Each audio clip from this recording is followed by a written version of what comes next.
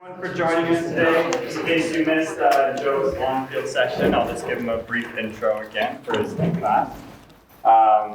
This is Joe Dixon. He is the owner of YP Academy, and he's also a football player for the England Para national team. And he has 10 plus years of coaching experience in England, abroad, a couple countries like Canada itself. He's going to talk a bit about his time in para football. Yeah. So I'll leave it to him. Thanks, Joe. Okay, guys. First thing to start with this is it's important for me to obviously know what the room is. So can I just have a raise of hands who has experience in para or disability or accessible soccer, who's dealt with participants who have those impairments? Okay, brilliant. Right. Who is looking? Who has programs in their clubs that have these accessibility sessions? Does anyone have a program? Yeah. What do the guys do? We do all abilities. Yeah. So open to anybody. Yeah. Any age. And since the pandemic kind of like restarted it, so that's when I took over it. And I'm speaking about it tomorrow, so I don't want to ruin it. Anyone else? Any other intro? Yeah. We do. Pickering Football Club, we do the All Abilities Yeah. program. We have figures and seniors. Sweet. Okay, so it's still quite raw from what I see, because when I was, like Cam said, when I was here about 8 years ago, and I was coaching in North Durham, so I was doing a bit of stuff with Uxbridge and Port Perry, and there was literally like nothing. I haven't heard of anything about accessibility soccer. So the PowerPoint really, this is, as Cam said, I played for the England deaf team since I was 18. So so in England there's a big para institution. There's a pathway there. So we're going to go through a little bit of it just to give you guys an idea of what you could create here in Canada, Ontario. But the biggest thing that I had to change about this PowerPoint, because I had to go and get it approved by the FA, they said, can you make sure that it's not related to the FA or England? These are my views and these are my own experiences. Okay, so anything that I share here is not related to the FA. It's not related to the England team. Okay, so don't hold any thoughts. But the PowerPoint is about me as a player. So to give you some participant personal experience, but also my experience as a coach with those. Okay, so I think it's really important that you're getting both sides of the spectrum. All right. So there's a lot of videos in this because I think videos are powerful. I think you can get what you want from them. All right. So if it lets me move. All right, so before the video starts, so like I said, I was born profoundly deaf. So I was born profoundly deaf, which means from birth, I have 100% hearing loss. I have an impairment. I have a cochlear implant on my right ear, which allows me to hear about 70% of what a normal edible hearing person could. Proven track record, as Cam said, 10 years playing for England and Great Britain. I've played and coached in over 10 countries, which Toronto is one of them. I've coached in England, I've coached in China, Europe as well. Doing a lot of what I've done this weekend, just going out and sharing the knowledge. Obviously played Canadian soccer. I'm still trying to get used to saying soccer. I mean, it only took me 44 minutes in that CPD session I did on the pitch to say soccer, to say football. So that's not bad. And then I have a coaching company back in England where we work. It's a supplement training company. So we have a lot of pathways there, and that's part of stuff that I do back home. So there's just a little video here just to show you the stuff that I do within the para football stuff back at home. So we'll just watch this. My name is Joe Dixon, and I play for England deaf men's team. I got involved in deaf football when I was 18. Before then, I was always playing hearing football. I was lucky because I played against another deaf player, and they gave me the opportunity to get involved in deaf football. And then from there, I found out about the England pathway. Since then, I've just been involved in it, playing, training, and really just treat it like a full-time job. Football means everything to me. It's my purpose, it's my life, it's my everyday job now. I have a coaching career as well as playing, so I literally live it 24/7 and I breathe it, and I wouldn't change it for the world. My one piece of advice I would give to anyone who is starting at a young age, if they want to get involved in football, is just enjoy it. always try your best because you never know who's watching. My proudest moment playing so far, most recently we went to America with England to play against America, and I was lucky to be given the opportunity to be the captain for England, and that's probably been the proudest moment of my career so far. My personal goals for the future is to make sure that I am the best possible player that I can be for the World Championships next summer, and just to make sure that we leave everything on the pitch there. Right, so that's not a video I did. That's a video that England did. All right, that's the accessibility that we have now in our country. And as you can probably tell by the video, I'm very proud to represent my country. I'm very proud of the opportunities that we have. And we will talk a little bit about that. And I'll talk a little bit about what England as an organisation does, and probably give you guys some initiatives and stuff to probably go towards Ontario's organisation and what they could do to help, your clubs and your regions, because that's probably some of the stumbling blocks that you probably are facing right now. And we will, I'll give you some ideas on how we can do with that. So obviously for me it's really important that we have some session goals that I want you guys to achieve from this session. Probably goal number 4 is probably the most important one to me, is if you can leave with one piece of advice that could change someone's life. All right, whether that is giving them that purpose to go another week or another drive. It's really important that we you guys in this room have that one piece of knowledge that could literally change someone's life, whether it's to keep going, whether it's to take up a sport or make friends, etc. The other ones are ones that we will touch throughout the session. I think the big one in there obviously is bridging the gap between mainstream and para players. There was a funny situation, I can't remember, I think it was with Cam. I've known Cam for a long time, so I've actually met up with Cam a couple of times before I started this. And we were in the car, and we were in a car park space, and he went, we can't park in there, it's the handicap parking. And I was absolutely baffled by this, and that's a misconception, because I was like, do people get called handicap here? And they're like, well, we call it handicap parking space. And I went, back home, disability, we don't call people with disabilities, we don't call them disabled athletes or anything like that. The word that we use is para, just because of the terminology and the expression that it gives. I mean, for me as a person, as an athlete, the last thing I want to be labelled at is a disabled footballer. You're basically saying that they're not able to do it. So that's probably one piece of advice I'll give you all as coaches.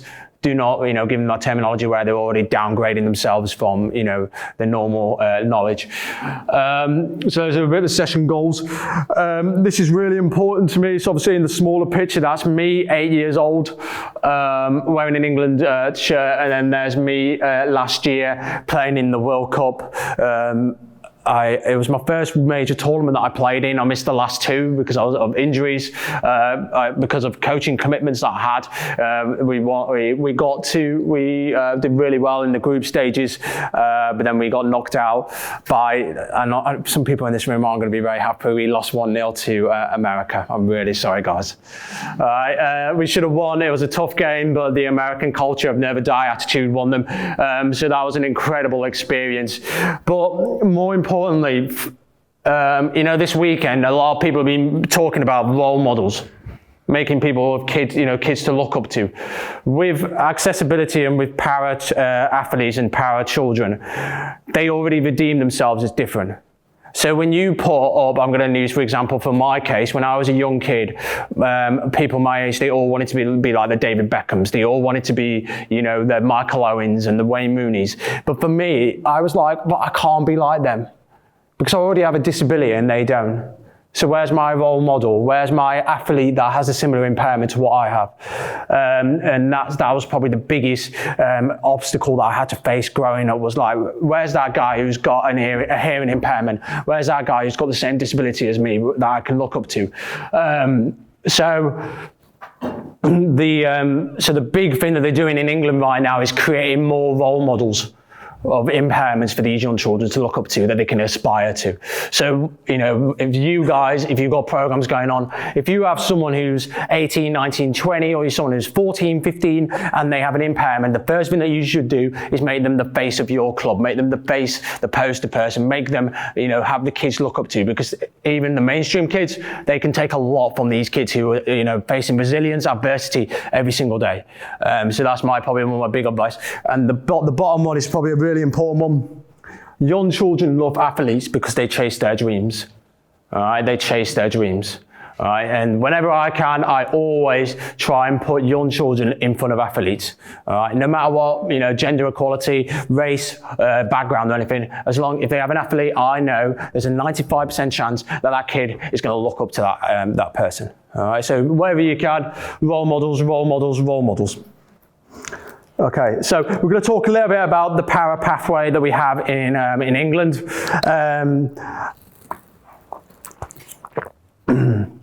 The funny thing is, when I was coaching on the pitch, I didn't get a dry voice, so I don't know why I'm getting a dry voice in here.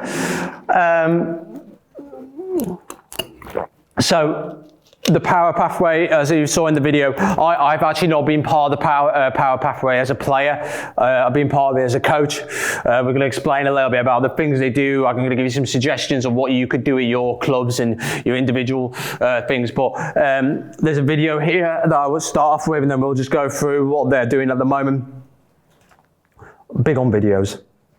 The thing that stops us getting to the top isn't who we are, but what we want. To play, to win, to take on the bet. To get the honour of the 3 lions on our chest. For club, for country, for pride. Whatever way you play, there's always a way to the top. 3 lions, glory. It's your skill, your will, that will write your story. The fledgling talents. The hidden gems. The rough diamonds. The dream of playing for England that unites us. We are the players that won't let our impairments define us. Wherever there's desire, skill, Spirit. well, there's a way. Find your way. The England power pathway. Complex. So every person in that video has an impairment. So again, it goes back to what I said for role models. That video is played at Wembley. That video is played on TV. That video is played at clubs. It's on big revenues. All right, and that was pushed by EE, who are our main sponsors. Sponsors of the England team and the Power Pathway. And it's a very powerful video because number 1 is the role models. Number 2, you can see the impairments. All right, so you've got CP in there, you've got partially sighted. The deaf one is known as an invisible impairment because you can't actually see it till you actually interact with it. All right, so if I'm standing here right now, I look like I don't have an impairment, but as soon as I turn and face that door there, you guys can see my hearing aid and you go, yep, there's his impairment. All right, so we're known as an invisible impairment. With the Power Pathway, the objectives are to provide a pathway with the opportunity of representing your country in a category one day. That's the elite status, that's the top end of what they want to achieve. All right, but then it breaks down, with the bottom end approach. These are just some of the things they want to do. World-class coaching, world-class facilities. I mean, when I was 10, I never thought that I would be getting coached by ex-professionals. Professionals that played at the highest level, professionals who played in the Premier League. My head coach has got 245 appearances in the Premier League. All right, that as a 10-year-old who didn't have a role model, just to even think that is a massive achievement, all right? And that's the growth of our power sport. It's still work in progress. There's a lot on, the 10-year long-term thing. An interesting fact about this, when I was 18, I'm 28 now, so 10 years. For the first 5 years of my international playing career, we had to pay for everything. It was player-led, player-funded. We had to raise the money ourselves. There would be a tournament posted. So say, for example, there was the European Championships in Turkey in 2004. A volunteer coach would get up and they'll go, right, I want to get a squad together. We would host trials. We'd organise everything ourselves. And then they would put a team together. We'd raise £1,500. So that's about 3,000 Canadian dollars. And we would go to the tournament, participate in it, etc., etc. The FA slowly started to raise teams and started to add teams under their banner. You'd be very surprised. There's loads of impairments. They've only got a selective few. And it comes down, unfortunately, to results. It's going to come down to which teams are going to get us the best results, which teams are going to hit our target markets, which teams have got the most potential. All right, so at the end of the day, it is a business model. At the end of the day, it's about how many people can we reach, but where can we get success. So as you can see from there, that's what the pathway is like in England at the moment.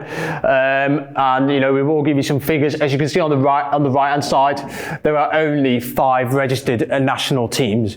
All right, so we've got the blind, CP, deaf, partially sighted, and power chair. All right, those are the only 5 teams. And the reason why they've only selected those 5 teams is because, number one, a population density.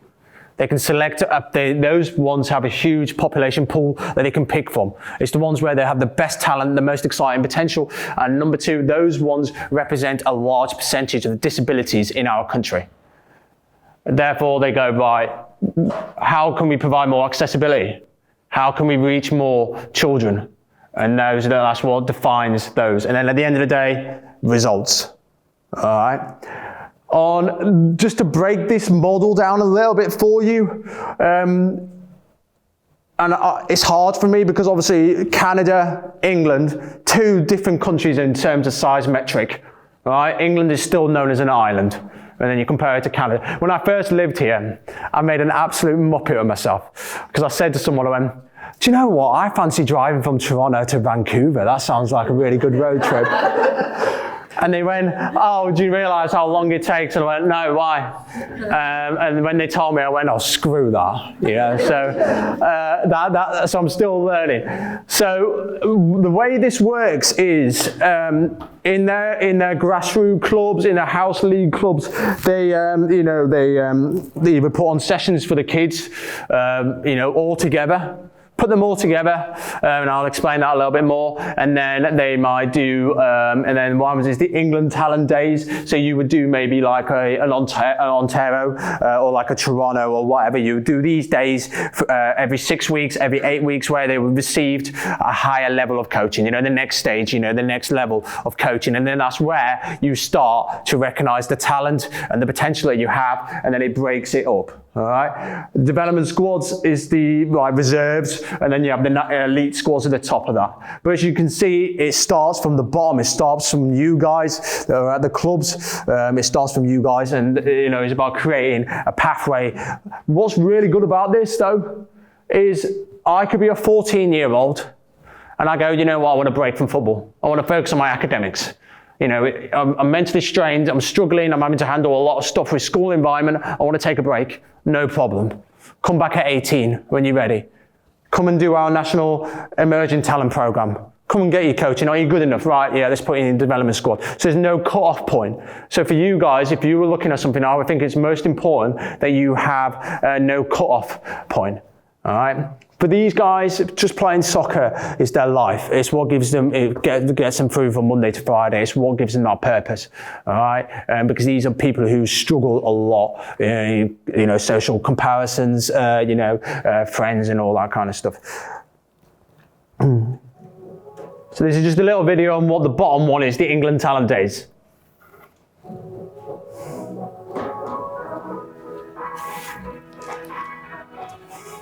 An England Talent Day is para players' first engagement with our programme, so it's very much open access across the impairments of deaf, cerebral palsy, and visual impairments, both male and female players. We've got around about 11 of them going on around the country over the next few months.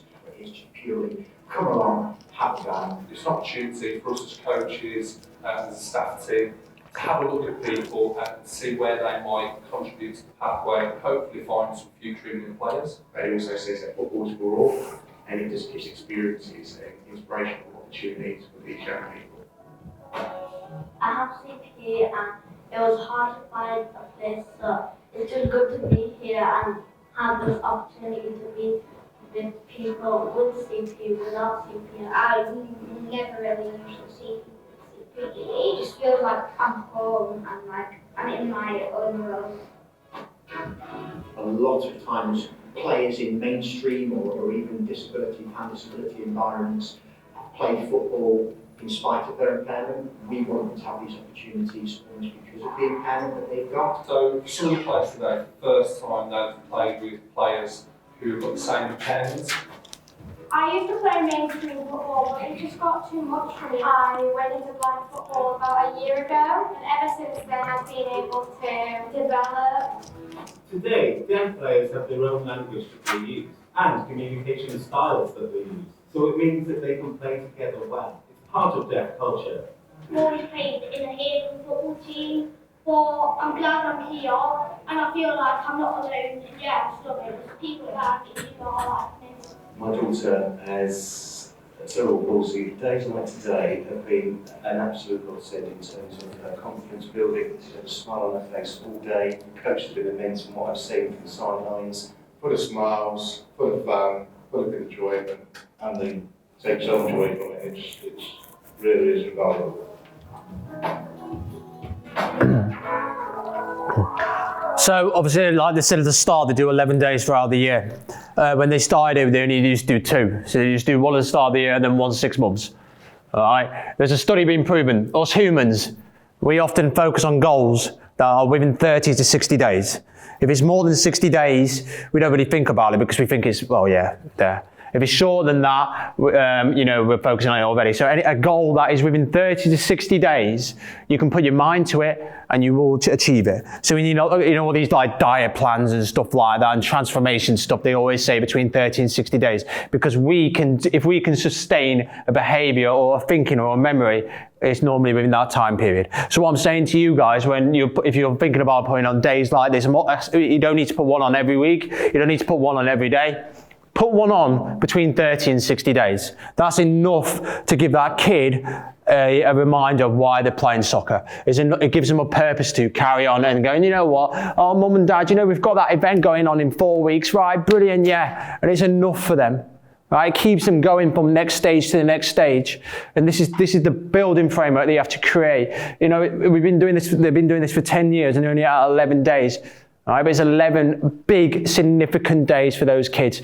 They all still play within their mainstream environments. All right?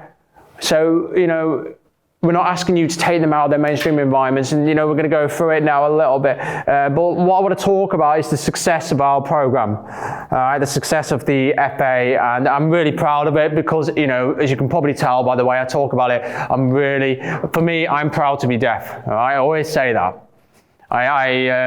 Someone was asking me, like, do you think your life would be different? And I went, I don't think I would be as successful or as driven if I wasn't deaf. Deaf is the reason why I have this drive and this, this courage to try and make a difference. All right. From that pathway that you saw on the previous slide, this is the success that we've had across the teams.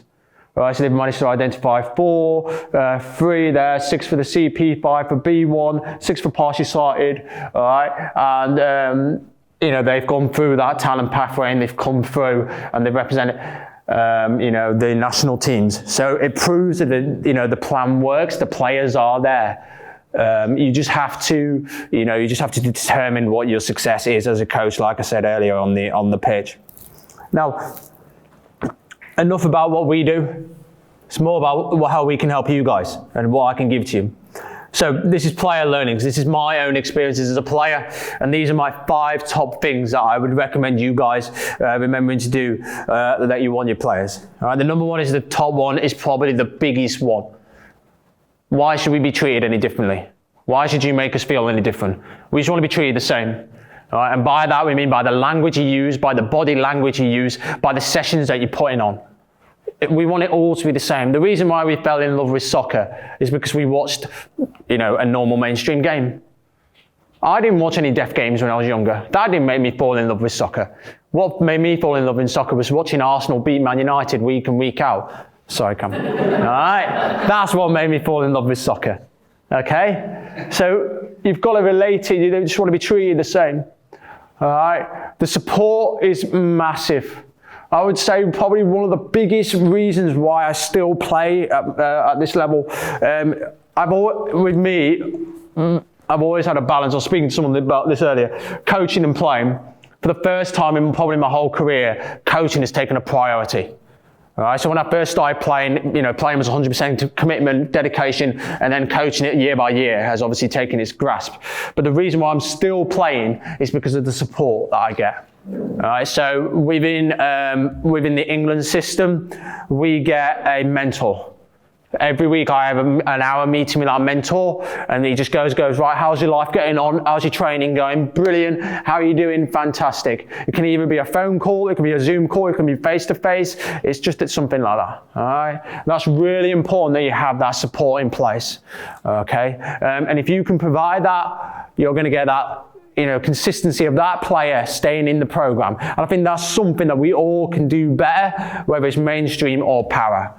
Can we offer that off the pitch support? That's probably one thing that will keep players in the pathway longer.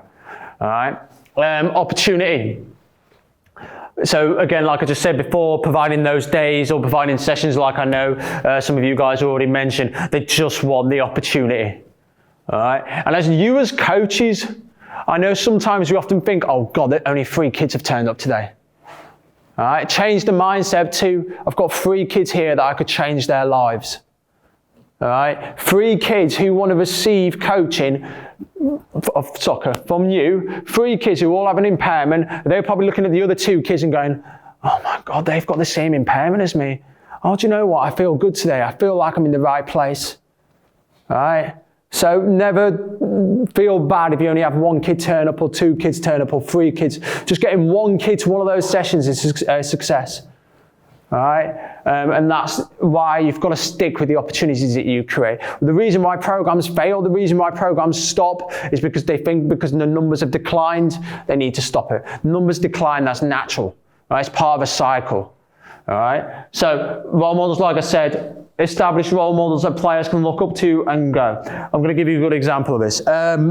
After Christmas, just before I came out here, the England team took the deaf team and the CP team for a winter training camp.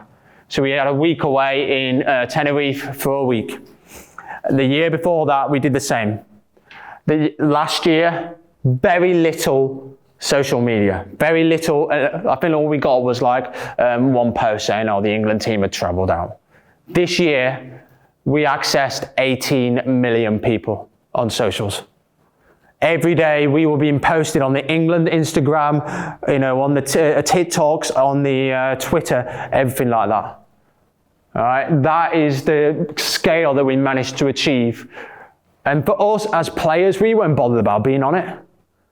For us players, it was thinking, there's going to be a 10-year-old at home now who's going to be going on Instagram and they're going to see someone with a disability that they may have and go, Mum, Dad, look, this is exactly who I've got.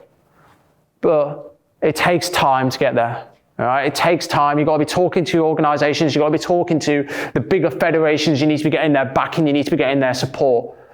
All right, and I'll give you a couple of examples of how you can do that. And then the bottom one is accessibility. What I mean by this, you don't need a league. You don't need matches. You don't need to feel like you need to be entering tournaments. All right, you just need to make it accessible. You just need to make it, give them our purpose again. Everything's the same. All the answers I'm giving you comes down to the same thing. It's about purpose, it's about giving them accessibility, it's about giving them support and things like that. Now, coaches, obviously, it's a difficult one. All right, you feel like you're in the unknown.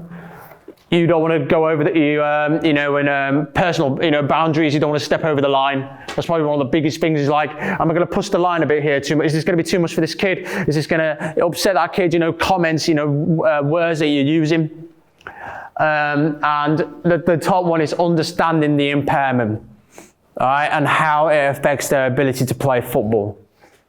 Okay, it's important to know that. But what's important is that when you're in the session, if you're coaching, so I'm going to give you an example. So say if I was coaching a CP player, all right, when I was CP, not most of the time, it's a half of a body that's paralysed, or they might have a limb that is not fully functioning with that. And what I would, if I was in a session with them, is understanding that they can't play the game with the same speed as a mainstream player. They can't use they can't run the same fundamental pattern. They can't, take touches as the same of great quality. Most of the time, they're just one leg. Most of the time, they just use one leg. All right, but it's understanding that, and it's understanding, right, yeah, okay, brilliant, they still put them in mainstream, but just having that understanding as a coach, he might be a little bit slow sometimes, he might have a bad touch a bit more often than a normal mainstream player, and it's having those understandings and not criticising those things that happen, all right, and it's understanding that. Adaptability. Changing your coaching styles and adapt and methods to accommodate needs. So, if anyone ever coaches deaf players, the worst thing that we hate is people mouthing. So when they go, "Can you hear me?" Right? No, we hate that. Right? We've been brought up all our lives for normal talking discussions, right? So why do you need to slow down? I've been taught how to have a normal conversation. I've grown up all my life reading lips of normal mainstream people. So why suddenly do you need to change and slow it all down? Just speak normally, make sure your lips are visual, you can see it, use a whiteboard, write things down. Demonstrations are powerful, all right? You already do demonstrations in your sessions, you don't need to change anything, you just need to do more demonstrations, and then you need to go, do you understand that? Yeah, thumbs up, happy with that. All right. I think in England they're doing a big thing. I know here is ALS. Is it ALS here? Is it ALS here? Yeah. So in England they do BSL, which is British Sign Language. We had a massive breakthrough with that last year, and that is that BSL is now on the curriculum of every secondary school in the country. It's a language that can be chosen. Yeah, it's a language that you can choose. So, and I think it's going to be very popular. I mean, if you were given the option, do you want to learn sign language or do you want to learn French, German, or English? It's going to be a massive, massive thing. And that was a big push through for us. Opportunities of be willing to provide players with impairments a chance to compete with the best they can. So what I mean by this is, don't just categorize them into their impairment. All right? Us deaf men's, we play against hearing teams all over the world because we need to play against the best that we possibly can be. All right? So CP can play against hearing teams. They can play against mainstream teams. I know with B1 and B2 and partially sighted, it's harder. But the fun fact is they started integrating squads now. So partially sighted now play with women's deaf team. Because the women's team is a futsal team, because there's only 7 players who are good enough to meet the requirement. So partially sighted play with the women's team. And again, that's that opportunity of deaf players getting pushed by these incredibly talented technical players who are partially sighted. But then the partially sighted are probably getting, demanded physically by the athletes who can, see things and sharper movements and all that kind of stuff. So again, it's having that opportunity to, play and train with the best. Honesty. Just always be honest. All right? If you don't have an opportunity for them, just tell them. Just go, listen, you don't have it right now, but I can give you this chance, I can give you this connection, I can give you this network. Always be honest to parents as well. All right? Parents don't know everything. All right? My mum said that to me. She went, because I'm born to 2 hearing parents, so I'm known as CODA, which means that you either have deaf parents and a hearing child, or you're a deaf child and you have hearing parents. So I was the first of the kind in the family, and they said the reason why they were able to give me all the support and everything that they asked is because they always asked for people to be honest. They always asked professionals to be honest. They always asked people to tell them their true feelings of what was best for me. Okay, so if parents is hard, but always be honest with them. Go to them, listen, there's a better way that we can maybe help your daughter. Does your daughter like this or that? Oh yeah, how's your son get? Oh yeah, did your son have social issues? Just ask them. Right? They don't mind it. It's not going to upset them. They're just grateful and appreciative that you're willing to give their child an opportunity to be part of mainstream in a mainstream environment. All right? And then the bottom one again is just treat them like mainstream players. Push them to the best they can be. Don't change your language. Don't change your behaviours. Don't think, right, okay, I'm not going to push him as much. Right, I'm just going to stick and call this player's name out a bit more. Right, call their names out, make them feel like they're part of the session. All right. When I give these learnings, it's more about integrating them with mainstream world. All right. The fact is that you have to try and get them to integrate with mainstream. That's where the opportunities are. That's where employment is. That's where money is. And the more we can do that to integrate them with the mainstream, the more chances of success they have in their life. All right. So I don't want that one to play, but hopefully it will. It's very quiet, this one. Can you hear that? It will come up in a minute.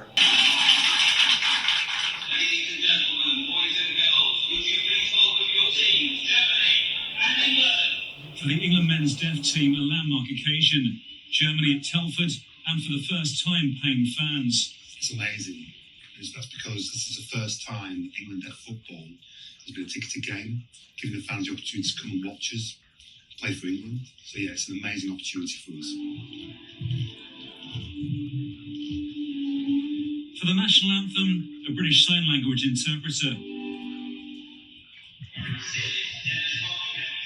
And for the crowd, signed team announcements, with many fans attending deaf football for the first time. That's half the reason I come, just to see the adjustments that you made. It's going to be different, but I think it's good for the community to get together and come and watch something like this.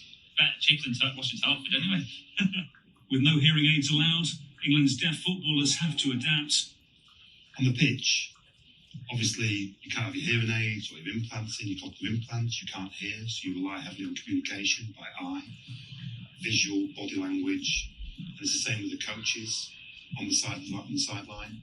You have to rely on the interpreters to relay those messages. He's too far over, he needs to go over there. And it means coaches and referees adapting too. We've got 2, maybe 3 really senior players in really key areas of the pitch, and they've got to focus on me in the game as well, just to make sure that if I'm trying to get a message on through my signers especially, that they pick it up and pass it around the team. Well, I know a little bit of sign language, which tends to help. As well as a whistle, I also have a flag, because when the players take their implants out, some are totally deaf and some can hear the slightest of tones. So that's why I have to have a flag as well, to make sure there's a stoppage in play or an injury or anything like that. Not so much in deaf football, there isn't really an issue, because they're all going to communicate, they all know each other really well, they've got a really good bond. When they're playing against hearing teams, there can be difficulties in communication and things being misunderstood, or hearing players not understanding the deaf person's perspective on a pitch. Or being abusive to deaf players in club games, something which really affected England's Will Palmer. It's really, really sad. I mean, my son, who's in the squad tonight, probably had one of his most devastating moments in football when he was playing for Stamford against Lincoln United, and was abused by an opposition player, and that went to an FA panel and a 9-match ban and a fine. But it took months to get to the end of that, and I have to say, that night at the kitchen table when we were discussing that incident, it's probably one of the darkest evenings we've had related to football. And it's not the only one, you know, it happens to a lot of players. But hopefully tonight, with a good crowd and good exposure, we can show the mainstream world that football is something to be celebrated. All these players, and they need to be admired and respected for the barriers that they have to overcome to play top-level football. They overcame Germany 3-0 despite a sending off. And a crowd of 892 was something to cheer as well. 892? Wow, that's amazing. To have so many people supporting us and giving us that extra confidence and knowing that they believe in us. And we'll be ready for the next games coming forward. The World Cup is looming fast in Malaysia in September, with the captain insisting that England can be deaf football world champions. Jeremy Langdon, Sky Sports, Telford. The reason why I wanted to show you that video, there's 3 concepts of that video. Number 1 is on the largest sports channel in the UK, Sky Sports, which is a massive thing for us. So that was a massive coverage. This is after 10 years of hard work. That was number 1. So again, we're reaching the awareness, spreading the awareness of para football in the UK. The second concept of that video that's quite important to me is Will Palmer, who suffered the abuse in a game which led to the opponent getting a 9-match ban. He was called something along the lines of, you deaf C-U-N-T, something like that. All right? So that's the one thing you're always going to have to face. Mainstream are always going to have stigma, misconceptions about para athletes. All right? It's bullying. Bullying exists. We all know it. We've all experienced it. Kids will experience it. Your kids will probably be on the end of it. So that is one thing where it comes down to that support and that education that you're not just giving these coaches, but your players as well. It's educating those players that go and listen, he's no different to the rest of us. He can still play soccer. He still has these abilities, but he just needs these adaptations to help him thrive within that environment. The last concept of it is that was our first ever ticketed event. Our first ever game that was with a crowd of 900 people, and that took 10 years for us to get to that. Before then, we never used to have anyone come and watch us. We play on some of the worst pitches in the country, but it took 10 years for us to get there. And now for us, obviously, it's, we've got expectations. The contact time's increasing with the mentor. We meet up every 2 weeks. The first team meet up every 2 weeks. Every other Sunday, we train for 6 hours, and then we go back. And again, it's hard for me to compare this with Canadian soccer because obviously of the landscape that you guys are operating with. A good example I can give you for that is America, your lovely friends. They started really taking it seriously about 2 years ago, and they said the biggest thing, the most painful thing for them is the amount of money that they spend on flying people to camps. All right, so that's always going to be the biggest barrier for you, is that accessibility, and that's where I think in this organisation and this province is what you need to be working on, something called networking. All right, so a couple of things here is coach educational workshops is vitally important, and I know there are stuff going on. I know there's been a couple of leaflets. I've seen stuff, so there are things going on. So that's great. All right, starting off with recreational sessions, which is what you guys will play a big part in. Can you get these kids, number one, outside of their house? Can you get them to leave their environments? Number two, can you get them to do physical education? All right, can you get them to do a little bit of exercise? What's the positive impacts of exercise? Mental health, social skills. Can you then find them to get them to fall in love with football? There you go, soccer. And that falls down the line of where you identify talent and a clear structure. The women's team they're probably the most successful para team that we have. A funny story with them is they started an 11-a-side format.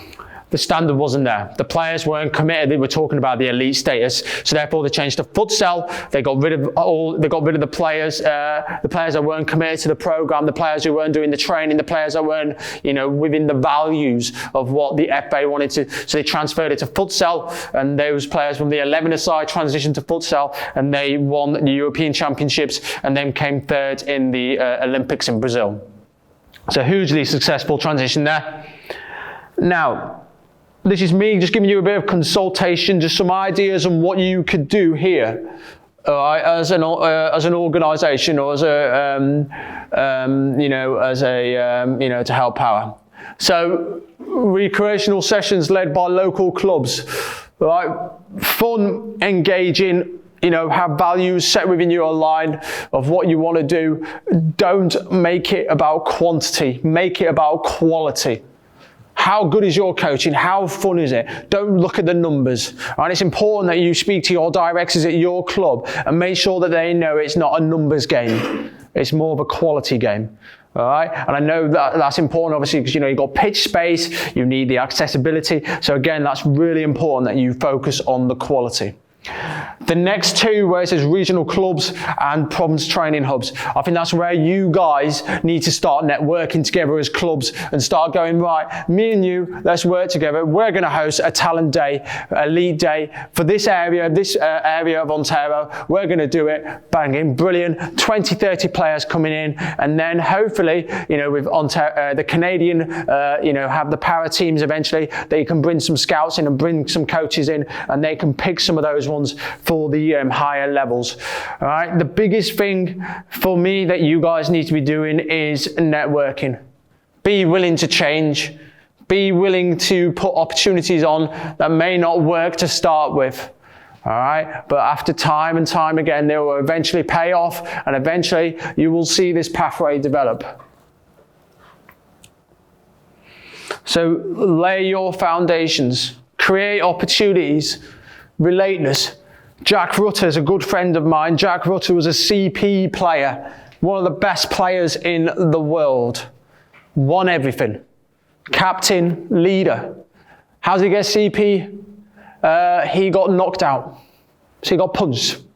Hit a pavement, damaged the side of his brain, and then he got CP. Before then, he was a professional footballer at Birmingham. All right. So he's someone that the FA and that I relate to a lot. And he's had that massive change and that massive cultural change in his life from being a professional footballer to then suddenly being a power athlete. He's proud of it. He's now the coach for the development team. So again, it's that relatedness. He's the poster boy. So everyone with CP in England knows Jack Rutter. All right. And then the other one is patience. It's going to take time. It's going to take longer than you think. Right? But it's about sticking to it, committing to it, and understanding that these individuals, it might just take a little bit longer to get what you want them to achieve. All right. So that's it. Let me just check. There's another PowerPoint. Yep, that's it for me. All right. Happy with that? There you go.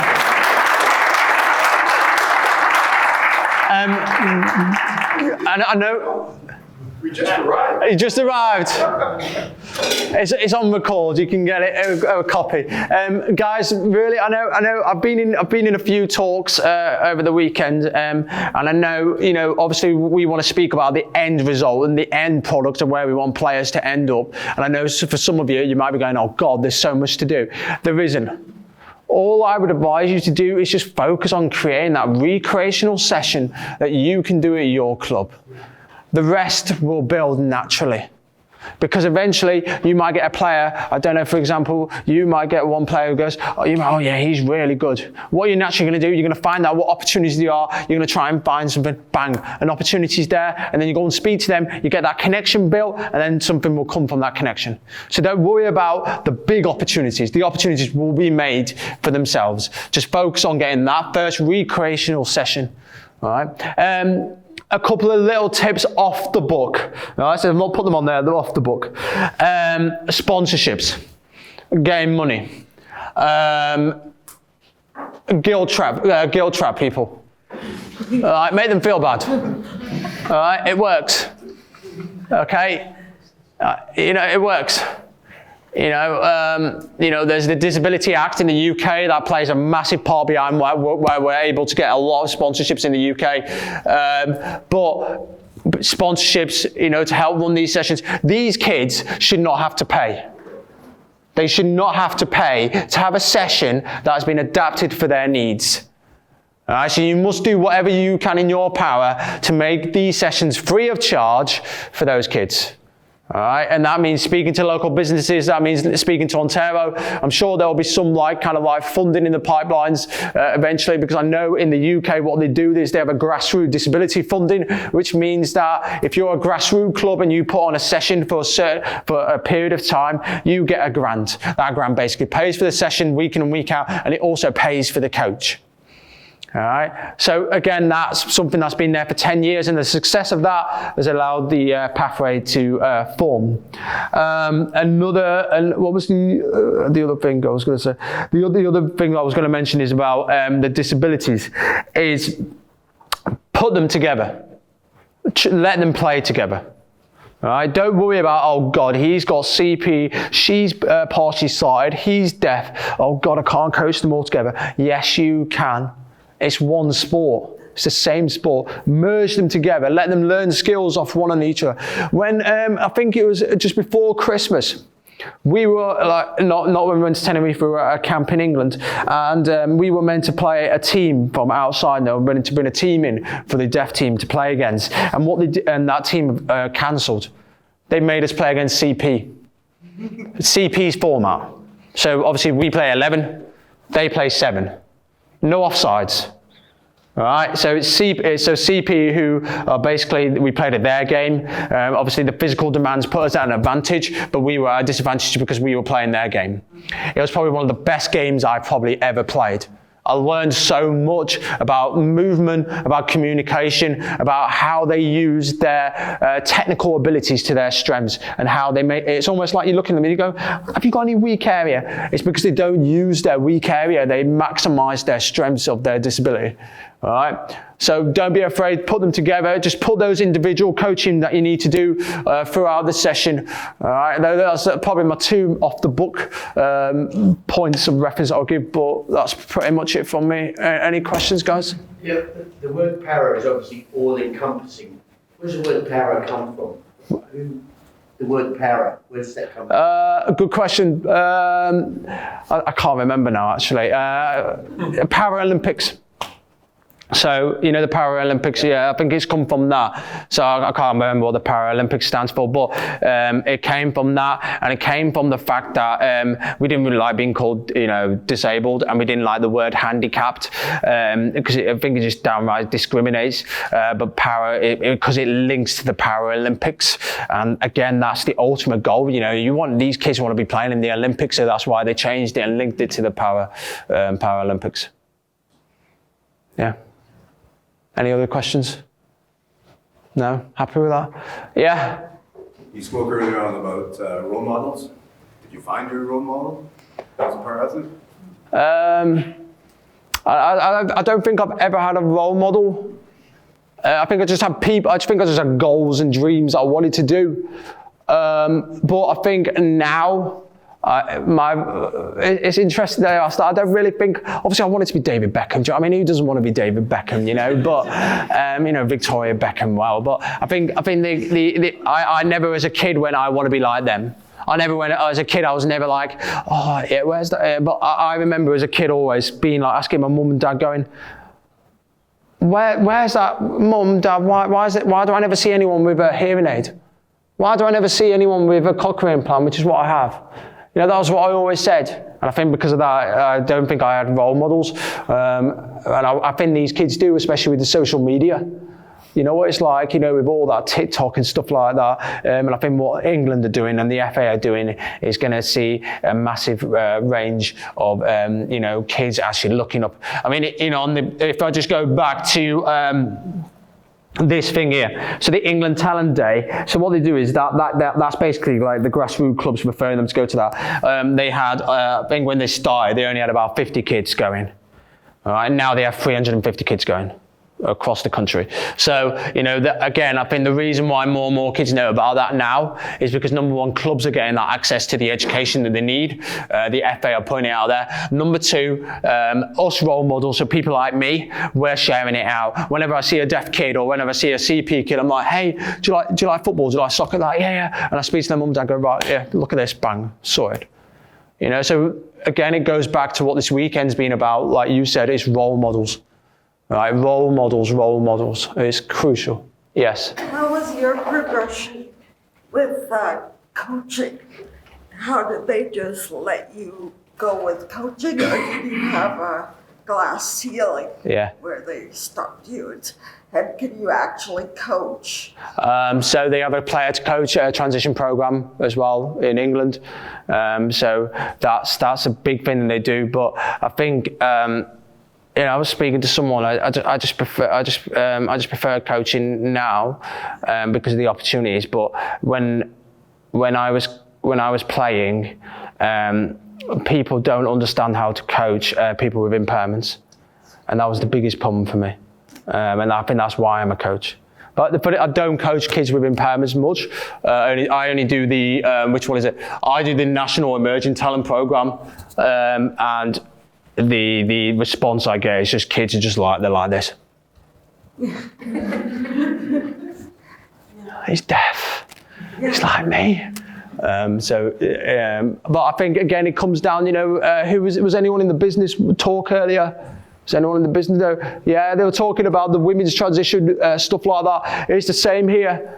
If you've got someone who's got a disability within your organisation who can't play soccer because they're too old or they're not interested, get them into coaching.